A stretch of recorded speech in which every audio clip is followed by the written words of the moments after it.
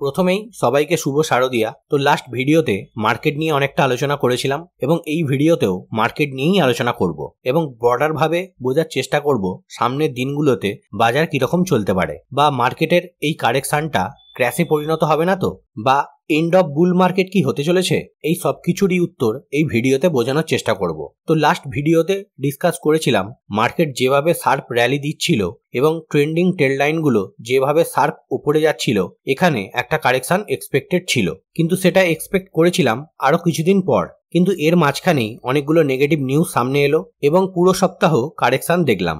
Market প্রায় 4 থেকে 5% মতো কারেক্ট করলো, যেটা মার্কেটের জন্য দরকারও ছিল। তো এইরকম কারেকশন কি আগে হয়নি? এই প্রথমবার হলো না, এর আগেও হয়েছে। যেমন আগস্ট মাসে 4.7% ডাউন হয়েছিল, জুন মাসে 9% মতো ডাউন হয়েছিল, ভোটের রেজাল্টের ইম্প্যাক্ট ছিল এখানে। এবং এর আগেও মে মাসে 4.3% এবং এপ্রিল মাসে 4.4% মতো কারেকশন করেছে। তো মার্কেটকে উপরে যাওয়ার জন্য এই ছোট ছোট কারেকশন দরকার, এটা না হলে মার্কেট উপরে যেতে পারবে না। কিন্তু এবারের যে কারেকশন সেখানে অনেকগুলো পয়েন্ট ট্রিগার করেছে, গ্লোবাল নিউজ বেসড এবং টেকনিক্যালও। তো প্রথমে টেকনিক্যালটা বোঝার জন্য নিফটির চার্টটাকে আমি মান্থলি টাইম ফ্রেমে কনভার্ট করলাম। তো চার্টের নিচে আরএসআই একবার দেখুন, মান্থলি টাইম ফ্রেমে আরএসআই যতবার 80+ হয়েছে ততবারই মার্কেটে একটা বড় ধরনের কারেকশন এসেছে এবং এইবারও আরএসআই 83 গিয়েছিল, যেখান থেকে কারেকশন স্টার্ট হয়েছে। এর আগে দেখুন 2021 অক্টোবর মাসে নিফটির আরএসআই 80+ ছিল, যেখানে আমরা প্রায় 19% কারেকশন দেখেছিলাম মার্কেটে। তার আগে নভেম্বর 2014তে নিফটির আরএসআই 80+ গিয়েছিল এবং সেই সময়েও মার্কেট প্রায় 26% কারেক্ট করেছিল। এবং তার আগেও নভেম্বর 2007-এ নিফটির আরএসআই 86 চলে গিয়েছিল এবং সেই সময় মার্কেট ক্র্যাশ করেছিল এবং প্রায় 64% ডাউন হয়েছিল হায়ার লেভেল থেকে, এবং সেই সময় গ্লোবালি ফাইন্যান্সিয়াল ক্রাইসিসও দেখা গিয়েছিল। তো পাস্টে আমরা দেখলাম আরএসআই মান্থলি টাইম ফ্রেমে যখনই 80+ গেছে তখন মার্কেটে একটা বড় ধরনের কারেকশন দেখেছি। তো এইগুলো গেল পাস্টের কথা। কিন্তু এই সময় টেকনিক্যালি আরএসআই 80+ চলছে এবং মার্কেট অলরেডি 5% নিচে ট্রেড করছে তার হায়ার লেভেল থেকে। তাই এই সময় সবার মনে প্রশ্ন জাগতেই পারে, এটা কি বড় ধরনের কারেকশনে পরিণত হতে চলেছে?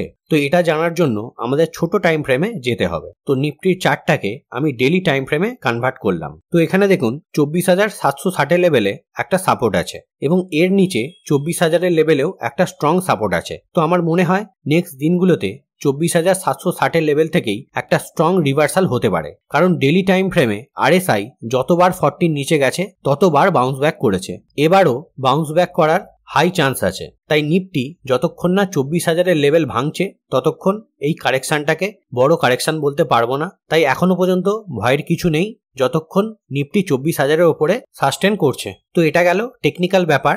এবার আসি গ্লোবাল যেসব নিউজ চলছে সেটা নিয়ে। তো ফার্স্ট, ইসরায়েল এবং ইরান কনফ্লিক্ট, এটা নিয়ে অনেক কিছুই চলছে, সবকিছু দেখতেও পাচ্ছেন। তো কিছুদিন আগেই ইরান ইসরায়েলকে অ্যাটাক করার পর এখনো পর্যন্ত ব্যাপারটা নিউট্রালি আছে এবং এখনো পর্যন্ত ইসরায়েল কোনো অ্যাটাক করেনি এবং অন্যান্য দেশের ইনভলভমেন্টও আমরা দেখতে পাচ্ছি না। বিভিন্ন দেশ কমেন্ট করলেও নিউট্রাল পজিশন বানিয়ে রেখেছে। তাই দেখবেন গোল্ডের দাম লাস্ট কিছুদিন একই জায়গায় ঘুরছে এই যুদ্ধের সিচুয়েশনেও, এবং ব্রেন্ট ক্রুডের দামও কিছুটা বাড়লেও ভয়ঙ্কর জায়গায় পৌঁছায়নি। এখন $78 কাছে চলছে, যেটা রাশিয়া ইউক্রেন ওয়ারের সময় $120 চলে গিয়েছিল। তাই এই দিক থেকেও এখনো পর্যন্ত কোনো বড় কোনো থ্রেট নেই। নেক্সট, ইন্ডিয়ান মার্কেটের জন্য থ্রেট হলো চায়নার মার্কেট, কারণ চায়না গভর্নমেন্ট তাদের ইকোনমিকে রিভাইভ করার জন্য কিছু ভালো ডেভেলপমেন্ট করেছে, যার কারণে ফরেন ইনভেস্টররা আবারও চায়নার মার্কেটে শিফট হচ্ছে। চায়নার ইন্ডেক্স সাংহাই কম্পোজিট, যেটা লাস্ট 4-5 বছর ধরে একই জায়গায় ঘুরছিল,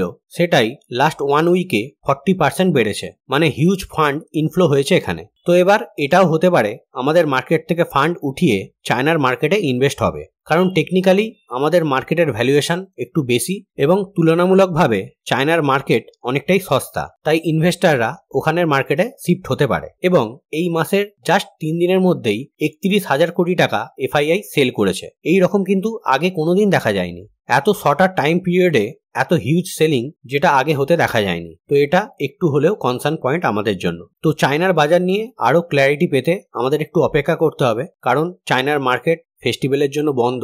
যেটা মনে হয় 8ই অক্টোবর থেকে ওপেন হবে। তারপর আমরা আরো ক্ল্যারিটি পাবো। তো এতক্ষণ যেসব পয়েন্ট ডিসকাস করলাম সেখান থেকে এটাই বোঝা যাচ্ছে এখনো পর্যন্ত সেরকম কিছু হয়নি যে মার্কেটে বড় ধরনের কারেকশন দেখব। কিন্তু সামনের দিনগুলোতে যদি ইসরায়েল এবং ইরানের মধ্যে কনফ্লিক্ট আরো বাড়ে বা অন্যান্য দেশের ইনভলভমেন্ট বাড়ে, ক্রুড অয়েল এবং গোল্ডের দাম বাড়ে, তাহলে আমাদের একটু চিন্তা করতে হবে এবং এফআইআই কন্টিনিউ সেল করছে কিনা সেটাও দেখতে হবে। তাই এখানে আমার একটাই সাজেশন, সামনের সপ্তাহটা দেখুন, যে পয়েন্টগুলো বললাম সেখানে ফ্রেশ কি ডেভেলপমেন্ট হচ্ছে সেগুলো দেখে তারপর সিদ্ধান্ত নিন। আর এমনিতেই সামনের সপ্তাহটা পুজোর সপ্তাহ, তাই এই দিনগুলো ভালো করে কাটান এবং মার্কেটের জন্য জাস্ট ওয়েট অ্যান্ড ওয়াচ করুন।